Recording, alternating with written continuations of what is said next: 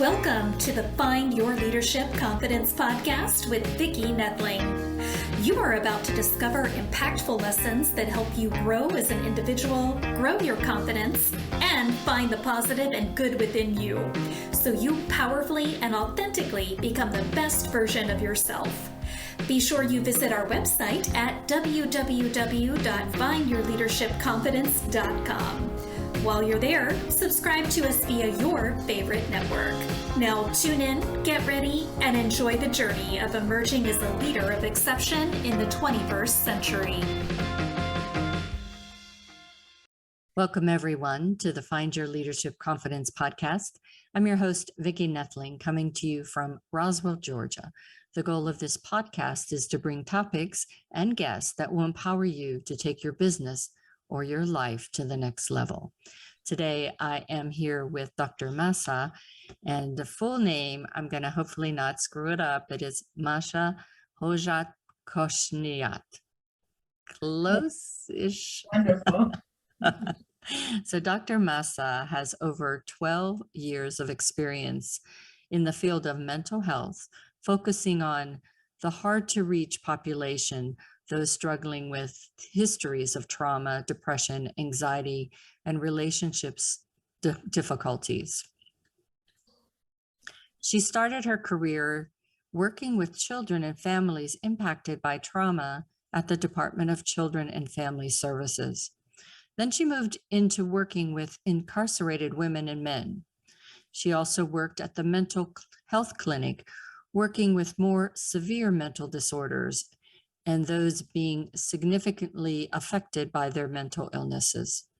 In addition to working with people affected by trauma, relationship issues, immigration, and severe mental health, she has experience in working with addiction and those affected by addiction. She has worked as an outpatient drug and alcohol program and gains much insightful information from those jobs. Dr. Mahsa is also a certified clinical trauma professional. She has a treatment modality that is a combination of different cutting-edge treatments for depression, anxiety, mood disorders, and trauma. She considers herself a guide, collaborator, and source of support for her clients. She provides her clients with insights related to their adaptive and maladaptive behaviors, thoughts, and ways of interacting with others. I have our theme for today as mechanism of anxiety and the impact it can have. Please welcome Dr. Mahsa. Welcome to our podcast. Hello, thank you so much for having me, and thank you to your listeners and viewers. So you're far too young to be doing all these things that you've got done in your life. So we'll get into that in a minute, but where do you call home? Where do you live? I live in California in Orange County. Ah, yes, I know it well. So you, as I went through your bio, there were so different stages, different paths on your journey. So I'd like for you to share a bit of how the start of your journey began and really what drew you to start with working with families and children that have been impacted with trauma. There has to be something in your life that said, oh, I have to do something about this. So please share your stories. You know, I feel like growing up in Iran, I was born in Iran and then came here when I was 20 years old. I really got to see a lot of effective child abuse. Unfortunately, unbeknown to me, there was a lot of child abuse around me, but I see so much pain and suffering in my cohort and other students, and in the way, you could see the PTSD on them, you could see the aggressiveness, the reactivity, the negative view of the world, and it always stayed in me. I'm nursing a cold myself, pardon me. So coming here to US and having the opportunity to make a difference. When I found out about DCFS, the first thing that went through my mind was what was going on with those parents and what caused them to behave in ways, because every parent loved their child. That was my Yeah. experience. I was loved by my parents. So every parent loves their child. So what is going wrong here? And as I got into the system, that was my mission, to keep the kids safe who were safe. I received them after they were removed. So I knew the kids were safe. But now it was about the parents and what was going on with them. And in essence, the intergenerational transmission of trauma. What had they gone through that had affected them, and the emotions they were feeling, the anxieties they were feeling, the reactivity that they were feeling, in essence, the views they had gone through themselves that had created the situations they were in. Yeah. Right. And how was I going to, in essence, help them break the chains, be something different for their own children? As you were saying that, a thought crossed my mind. I wonder, in your experience, how many times where the kids are removed, that parents go ahead and have more kids, and that continues on before you get to work with them, or maybe they refuse to work with you, and so that cycle continues for more kids. Let's really break that down and see what that's about, right? You're working with people who have been, in essence, traumatized and institutionalized. Okay. So there's this sense of helplessness and hopelessness. And there's a sense of these other sets of people, in this case, our social workers, are going to come and rip them apart from their children. Yeah. And all they have is those few, months that they have with the child they're going to create, and the hope of another future, right? Or hope for something different. That's where we were so essential in how we approached. When I started working with clients, they were very resistant. But for me, it made sense, right? I was representing a system that had separated them from their children. So building and gaining their trust was my first and most important thing I needed to do, to show them that I wasn't there to hurt them, but I was there to help them overcome whatever brought them there. Externalizing the problem and aligning with them in order for them to recognize, okay, there is a problem, something needs to be worked on, but we're not against each other, we are allies. Very good. So as you got involved with this, then you decided to move into working with people that were incarcerated. And I imagine that some of the same people that you first were working with fall into that group. But what were the experience, and what further did you learn as you worked with this group of incarcerated individuals? I have to say that my career was surreal. It was almost like I was saying one thing from so many different aspects. Yeah. As I was working with these children, some of them were very young and had parents who were incarcerated, parents who were in that lifestyle.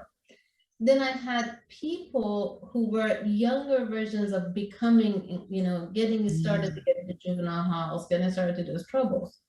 So it was almost like I had moved on in time. And I was seeing the fathers, the mothers, and those same children. And as I would sit there and listen to their stories, it was the same tragedies.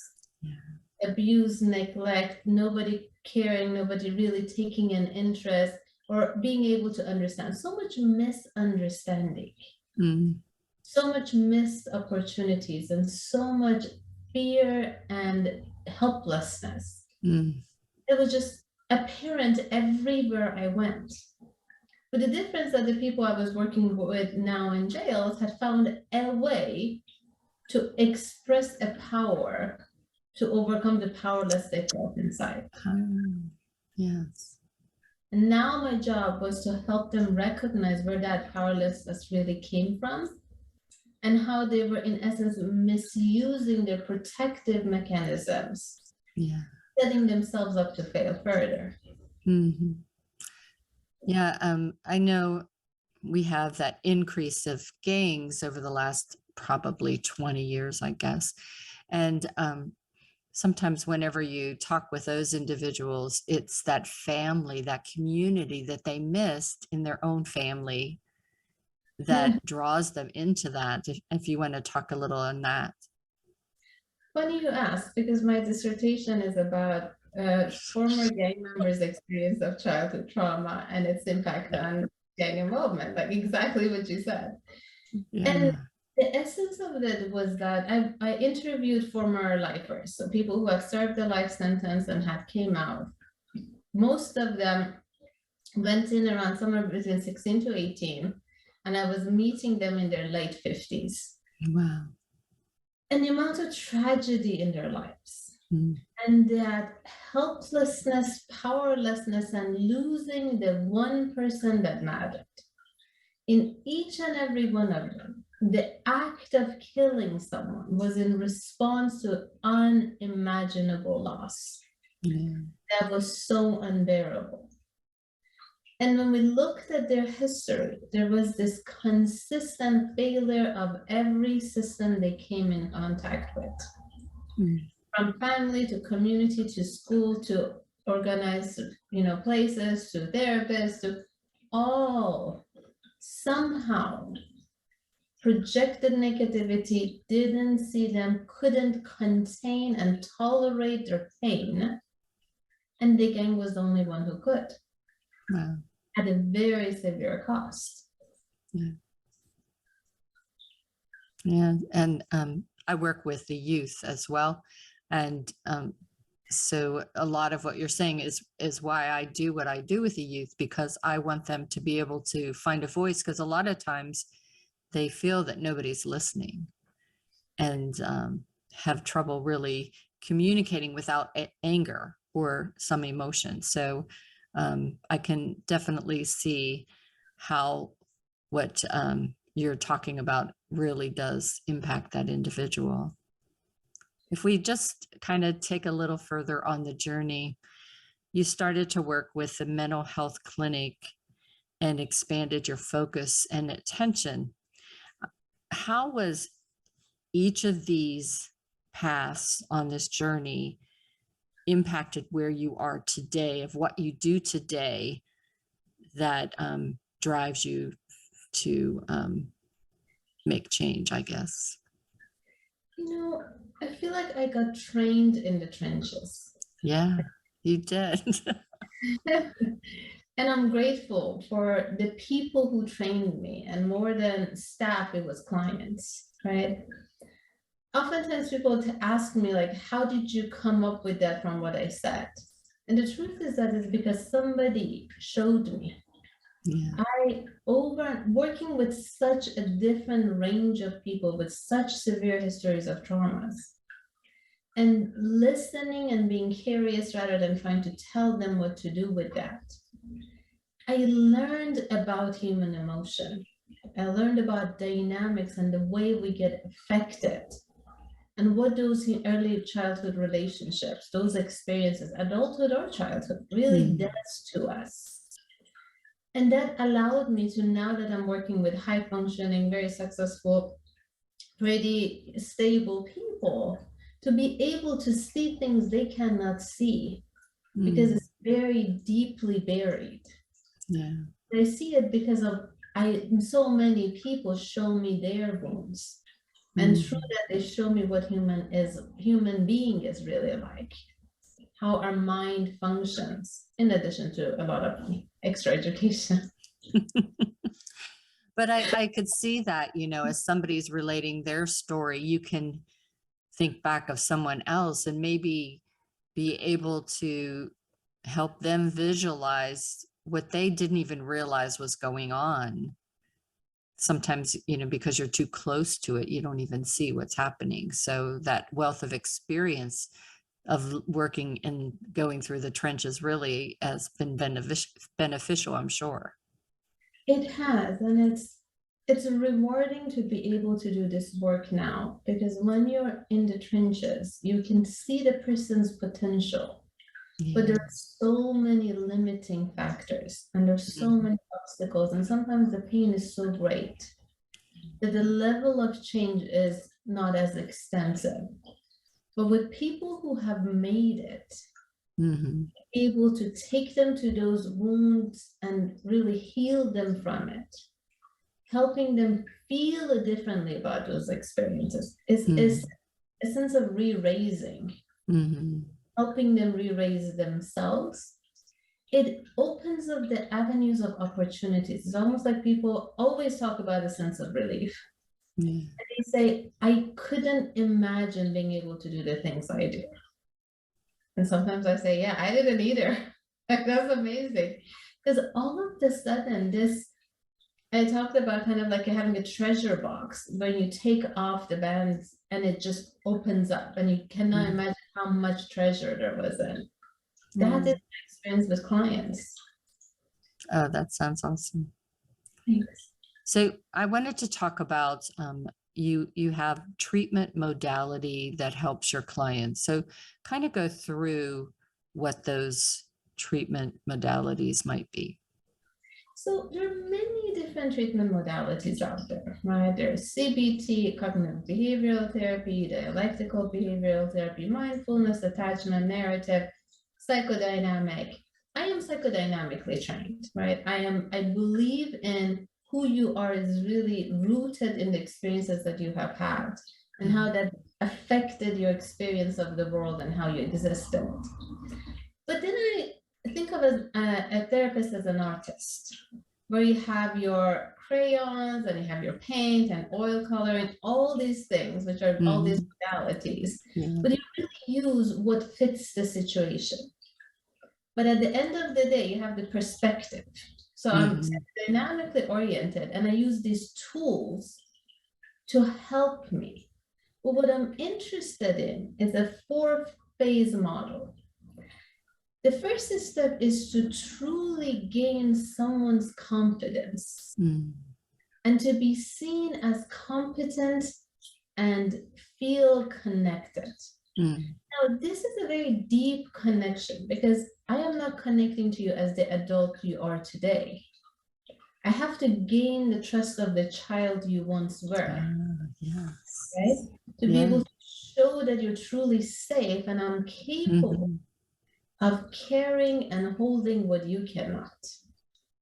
The first step is really gaining that trust and creating that emotional connection, deep emotional connection. The next step, the phase 2, is really understanding the internal working model and understanding who you are and why you are the way you are. The bulk of the work happens there, where we identify and understand the person's pain and why they do the things they do. And the idea isn't to go back and say, okay, let's review from day one all the bad things that happened to you. That's not helpful. The idea is to see how the past play in the present. And what are the connections? Because this titrating in and out, I forgot who mentioned it, is one of our experts, titrating in and out of the trauma memory. To be able to connect enough to what happened and really feel, understand, grieve, and then gain a different perspective. It's that closure in the relationship. From there comes this idea of understanding, okay, I'm going to be different here and now. How am I going to transform myself and have a different relationship with the world now that I feel differently? And finally, is that release. Now that I have this freedom, like I said, everybody talks about feeling relieved. Now that I have this freedom and this new belief in myself, new comfort in who I am, how am I going to go out in the world and enjoy and be my true self? So good. Yes. So whenever someone's going on that journey with you, I imagine that it's not something that happens quickly or overnight. It's, as you peel away the onion, that it takes time. And so is the trust built, if you will, over time, or is there an aha moment sometimes where they immediately realize that it's a safe place, that they can trust you, and you can make great strides. What is your experience with that? Or I'm sure maybe as individual too. It's definitely individual, but the majority of the people within the first session express this feeling of, I feel so close to you. I feel so good about you. I feel so comfortable with you. One of my clients put it best. She said, I feel like you've been a friend I've always had and I never knew. Because I was encouraging her to go out and make new people. She's like, I'm like, what about us? See, we quickly connected. And she's like, no, you're different. It's that non-judgmental, positive regard, no matter what. Is that I truly, genuinely care. When someone is thriving, it heals me. It helps me. I truly in my heart become happy because I want the world to be a better place. When I see someone achieves, I don't know how to explain it. I just feel it in my every fiber of my being. And I absolutely understand what you're saying. I think it's why we do what we do. Yes. Because it does. I mean, you feel the joy that they're feeling too. That's true. So we titled this as the mechanism of anxiety. And so let's talk about that a little bit and how it really does impact those in our audience that may be having anxiety. And I swear since COVID, I have run into more people than I can count that are suffering from anxiety. So let's talk a little bit about that. Absolutely. I think we live in a very difficult world. And we're so consistently aware of so much that is happening. And unfortunately, our world has gotten really dark. So it's very normal that to feel anxious, whether it is to the point that it's an anxiety disorder, or if it's that day-to-day feeling discomfort, worrying about something, worrying about the future, having a sense of chest tightness or getting flushed, all of that is normal, right? We're living in a time and an age that so much is changing and good strides are being made towards our evolution from a cultural sense, right? We're evolving and growing. But at the same time, so much pain and suffering is happening too. Right. I want you to take away anxiety from a disorder to a state of being, that it has become very prevalent and it's not a disease. It is just a complex or syndrome that we're dealing with. So that makes sense. I'm trying to destigmatize it. When we think about anxiety, anxiety is actually one of the reasons we survive. Right? What I love to talk about caveman time. And I said, imagine we're cave people and we're going down a path and we can just smell something that doesn't smell right. And it might be a tiger, it might not, might be the plants.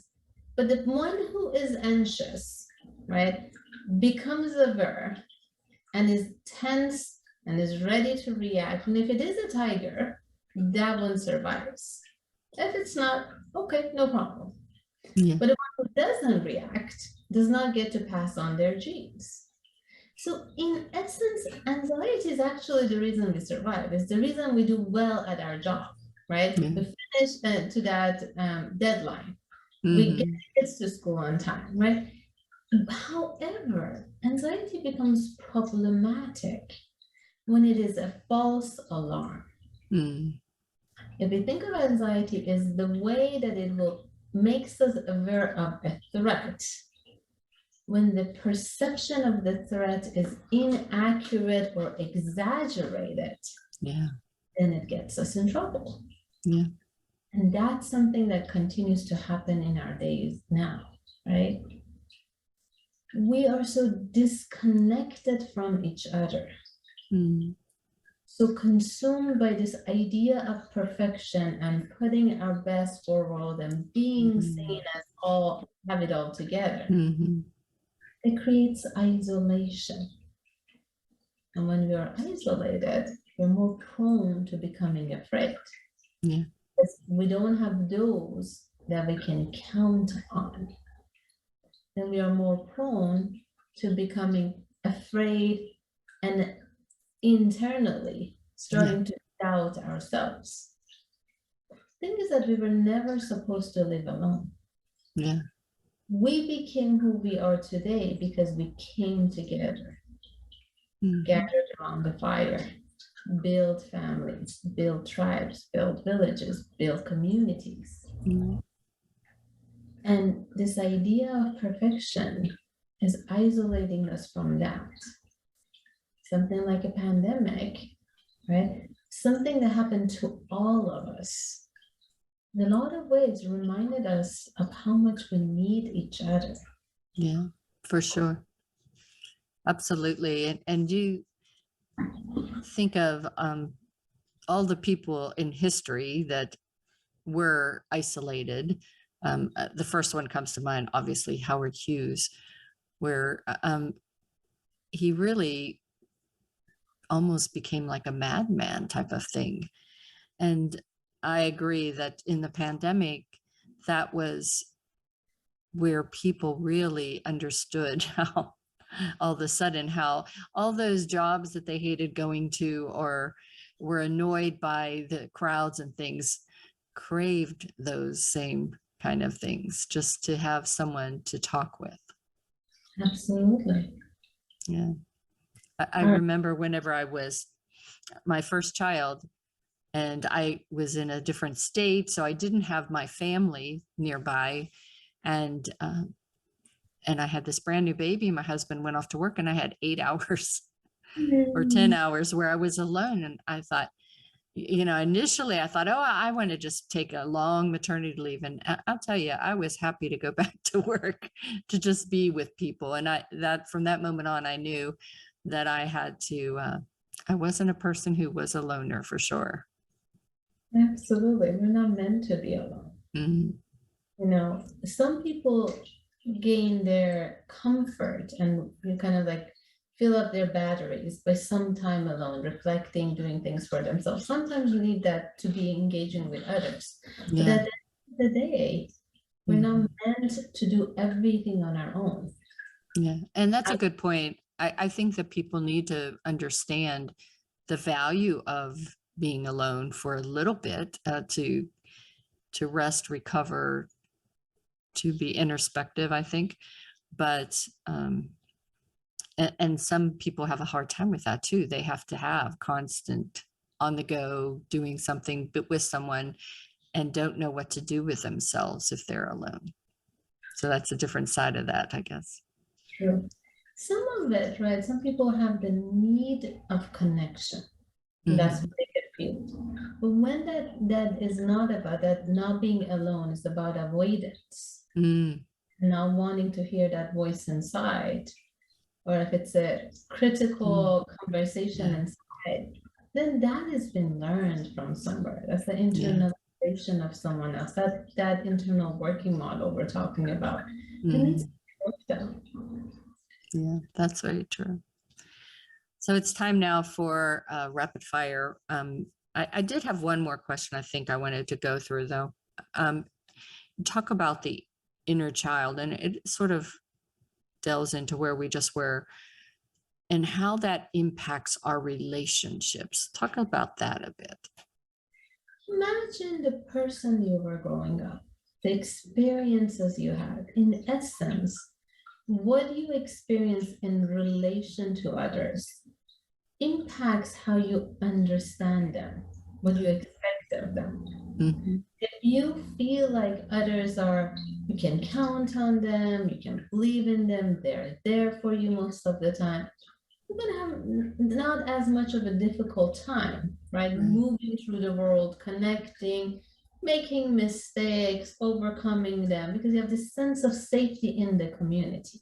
But if you grew up and felt like either your needs were not heard for whatever reason, right? It could be somebody had medical issues and wasn't available. Somebody was working a lot and wasn't available. They had to work. No judgment, right? but that your specific needs were not met. Then you learn that you only rely on yourself at any cost. It impacts emotional connection, right? It impacts how much you allow others to help you or get close to you. Yeah, it's a lonely life you're choosing. Unintentional, you may still have tons of friends. Yeah. But are you really letting them see your true self? Yeah, I was going to say, are they friends or are they acquaintances? You know? People may have a lot of what it seems like friends. Yeah. Living in this persona. But down deep inside, there's that inner child, that version of themselves that is longing to come out and be seen for who they really are. All right. So the last question I have as rapid fire is, let's talk about difficulty with life transitions. A lot of us baby boomers are going through that now, and people through the pandemic have had. Let's talk about that. I think when it comes to life transitions, we need to recognize that we are growing dynamic beings, that we are constantly changing, and our needs, ideals, and wants are changing because our environment is changing. And so really having this compassionate, loving, curious view of ourselves, to recognize who we were a moment ago might not be who I am today, and that is okay. Yeah. This idea that whatever choices I made them with the best of my knowledge at the time. And if I have grown and want something different, it is okay, right? Our values and our interests and what's important to us changes, not only through what stage of life we are, but what we're going through, right? I was working with gangs, I was working in the county, I was doing all sorts of work with people who really needed me. And then I had a child. And I can tell you from that moment on, I was like, okay, for the next 18 years, I cannot do any of the things I like because they're too dangerous. Yeah. Right? And do I miss it? Yeah. But I have the most important job right now, which is to get this one to be the best version of herself. Set her up with all the tools that she needs to succeed, to be a good human being in the world, whatever that's going to mean for her in her future, before I can go back to my other children. Yeah. If I sit here and say, well, you don't care about people, it's not going to do me any good. My values at this moment have changed. Yeah, that's exactly right. And so and your daughter is going to be the better for it too. I hope so. I mean, she's quite amazing already. Yes, we do love our daughters and our sons, actually. But I have no sons, so I have to say I do love my daughters. I know, I have a daughter. It's time now. This has been such a really insightful and educational, I guess. But it is time for us to share the screen that shows how you can connect with Dr. Mahsa. And I know you're going to want to. So those of you that are just listening, as I remind you every time, you can go to my website or to YouTube to find all this information, see the video. But if you want to right away get in touch, you can go to her website, which is https://www.heal-thrive.com. Again, heal-thrive.com. She's on Facebook at Psychotherapy HAT, and she's on Instagram at Heal and Thrive _PC. Again, Instagram is Heal and Thrive _PC. I'm going to let her tell you what you can find when you go to her website, and she also has a free consultation that you can set up. So go ahead and share what you can find there. So we're a little clinic in a sense. We offer ADHD coaching, life coaching, NLP coaching, and we also have therapy for anyone I especially work with people who have really had successes in therapy, but feel like there's something missing and they're ready for that next level, deeper layer, really discovering themselves at a much more deeper level than, getting the tools. We have two other therapists that specialize in many different areas, including children, couples, LGBTQ A++ issues, and a range of, we really have different modalities that we are using. I personally specialize in inner child work and early childhood trauma. I really strongly recommend that you go ahead and look at our website. We have a few articles. We have a bio for all of our coaches and therapists, as well as how to get a hold of us. We do offer free consultation and the different services. You can learn more about what is the coaching like, what different kinds of therapy are like that we are offering. And know that you're never alone, and no one should ever feel like they have to deal with this alone. So please feel free to reach out. Awesome. Well, it's been just so wonderful getting to know you and learning all the things you do and the huge heart that you have. I wish you tons of success with your daughter. How old is she? She's 5.5. Ah, so I have a 35 and a 32-year-old. So now I'm dealing with grandbabies that near that age. I have a 4 and a 8-year-old as of yesterday. So, yep. So enjoy that. And I encourage everyone to reach out.